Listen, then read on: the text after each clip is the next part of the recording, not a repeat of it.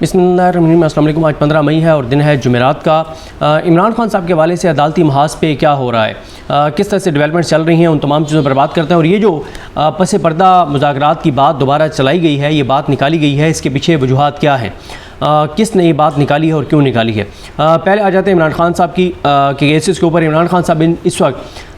2 cases में पाबंद सलासल हैं। एक अलकादर केस में उनको सज़ा हुई और दूसरा 9 मई के 8 केसेस में उनकी गिरफ़्तारी डाली गई। अच्छा, गिरफ़्तारी ज़्यादा केसेस में डाली गई थी और कुछ केसेस जो थे वो आज़ाद जजेस के पास केस लग गया तो उन्होंने इमरान खान को ज़मानत दे दी और बाकी केसेस जो हैं वो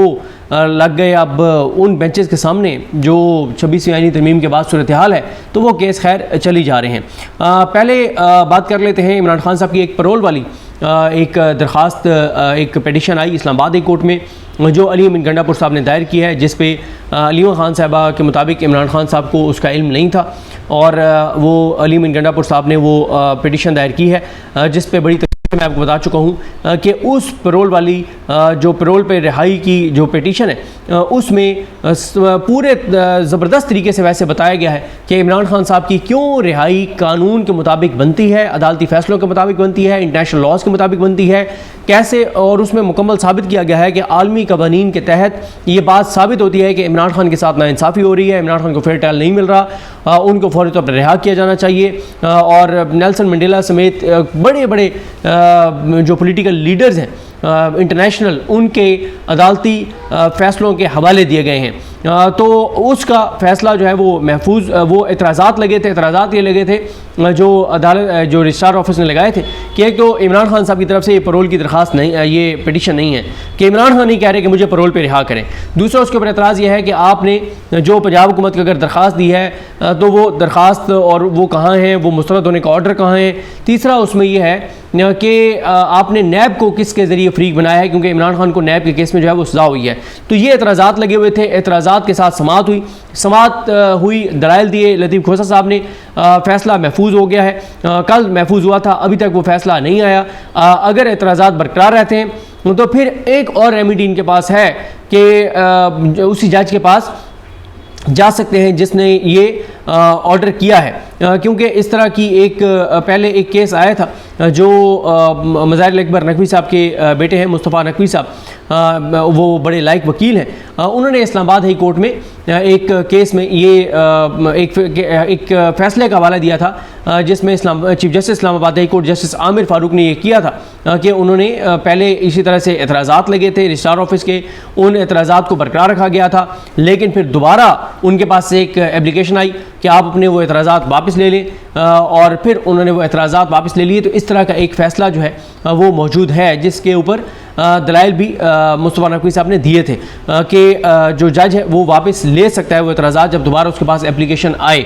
तो बहरहाल ये एक रेमेडी है, लेकिन बहरहाल इस के ऊपर तो अभी ये नहीं लगता कि पैरोल वाली के ऊपर कोई बहुत बड़ी डेवलपमेंट होगी। उसकी वजह यह है कि वाज़ेह तौर पर नज़र ये आ रहा है कि इमरान खान साहब शायद मैं असेस कर रहा हूँ, मेरे पास इंफॉर्मेशन नहीं है, क्योंकि ठीक है कि एक तरफ ये कहा जा रहा है कि इमरान खान साहब को पता नहीं है, लेकिन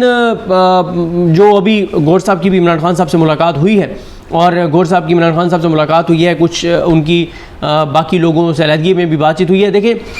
इमरान खान साहब अपनी रिहाई के ऊपर नहीं कह रहे कि आप तहरीक चलाएं, ना इमरान खान साहब ये कह रहे हैं कि अपनी रिहाई के ऊपर वो कोई अपनी रिहाई को तरजीह पे नहीं रख रहे। इमरान खान का सारी लड़ाई इस वक्त पाकिस्तान में आइन की बहाली पर है और कानून की बहाली पर है, इंसानी हकूक़ की पामालियों को रोकने पर है और जो बेगुनाह असीरान हैं उनकी रिहाई पर है। इन तमाम चीज़ों पर इमरान खान साहब का फोकस है। अब इस वक्त अगर हम बात करें कि ये पैरोल वाली जो पिटीशन है, इसमें मैं बड़ी तफसील से बात कर चुका हूँ कि मुझसे अगर आप पूछें तो इमरान खान साहब जो है अगर इस एप्लीकेशन पे पैरोल पे आ जाते हैं तो कम से कम इतना ज़रूर हो जाएगा कि इमरान खान साहब जहाँ भी बाहर आकर बैठेंगे, चाहे बनी गाला बैठें, चाहे ज़मान पार्क बैठें, ठीक है, वो जलसों से एड्रेस नहीं कर पाएंगे, वो मीडिया से बात नहीं कर पाएंगे, लेकिन कम अज़ कम अपनी पार्टी की इंटरनल चीज़ों को 2-4 महीने जब तक उनकी बाकी फ़ैसले नहीं होते अदालतों से, तो वो कम अज़ कम पार्टी की इंटरनल चीज़ों को बेहतर कर सकते हैं, तंजीम को बेहतर कर सकते हैं। अभी तो PTI की तंजीम आपके सामने जो हशर नशर उसका हो चुका है, लेकिन खैर ये फ़ैसला इमरान खान साहब का है, ये फ़ैसला पार्टी का है, उनकी पार्टी का कि वो क्या सोचते हैं। पार्टी का क्या, मेन तो इमरान खान का है कि वो पैरोल पे बाहर आना चाहते हैं या नहीं आना चाहते। दूसरा इमरान खान साहब की जो दो केसेस जिनमें इमरान खान साहब इस वक्त गिरफ्तार हैं, अलकादिर और 9 मई, आज सेम डे दोनों रखे गए थे। ये पता नहीं कौन ये प्लान करता है कि जैसे डोगर साहब से भी वही तारीख रखवाई जाती है और जस्टिस आलिया नीलम ने जिस बेंच के पास वो भेजा, जस्टिस शहबाज रिजवी और justice Tariq Mahmood Bajwa, same day पे रखते हैं ताकि सलमान सफदर साहब दोनों जगहों पे पेश ना हो सकें। जाहिर है सलमान सफदर साहब एक ही जगह पेश होंगे, या लाहौर होंगे या इस्लामाबाद होंगे। अच्छा, ये भी आपको बता दूं कि पहले 9 मई वाले पे आ जाते हैं। 9 मई के जो केसेस है वो 1 घंटे का केस है जिसमें इमरान खान साहब की जमानतें होनी हैं। अच्छा, हुआ ये कि पहले ये बेंच था शहबाज रिजवी साहब और साथ उनके थे तारिक सलीम शेख साहब। अब तारिक सलीम शेख साहब एक आज़ाद जज हैं, अपने हलफ से वफा करने वाले जज हैं, और फिर बेंच टूट गया। मेरा ख्याल है कि शायद वो इनको तारिक सलीम शेख साहब को भावलपुर बेंच में भेज दिया है। तो जब वो बेंच टूट गया तो उसके बाद ही तारिक महमूद बाजवा साहब को डाल दिया गया। अब उसके ऊपर अब बड़े अरसे बाद ये केस लगा है, पहले भी नहीं लग रहा था ये केस। ये तो सलमान सफदर साहब ने बड़ी कोशिश की, उनके एसोसिएट हैं अहमद मिसर साहब, वो जिस तरह से उन्होंने चक्कर काटे इस्लामाबाद लाहौर हाई कोर्ट के, और फिर जब पूरी तरह से मीडिया पे बात करना, सोशल मीडिया पे बात करना शुरू की, मीडिया पे तो नहीं होती, सोशल मीडिया पे बात करना शुरू की और दबाव बढ़ाया, तो तब जाकर ये केस लगा। और लगा क्या, जब दलाइल इनके मुकम्मल हो गए सलमान सफदर साहब के और प्रोसिक्यूशन से आधे घंटे के दलाइल रह गए थे, तो उस वक्त बेंच टूट गया, तोड़ दिया गया। जो भी हुआ वो आपको पता ही है, कोई लंबी चौड़ी उसमें क्या बात करनी। और फिर उसके बाद तारिक सलीम शेख साहब की बजाय तारिक महमूद बाजवा साहब को इस बेंच में शामिल कर दिया गया। अच्छा, अब ये केस को लंबा नहीं है, लेकिन आज इस केस में ये हुआ है कि क्योंकि कल जो ATC के मंजर अली गिल साहब है, उन्होंने इमरान खान साहब का पॉलीग्रामेटिक टेस्ट जो है वो कराने का उन्होंने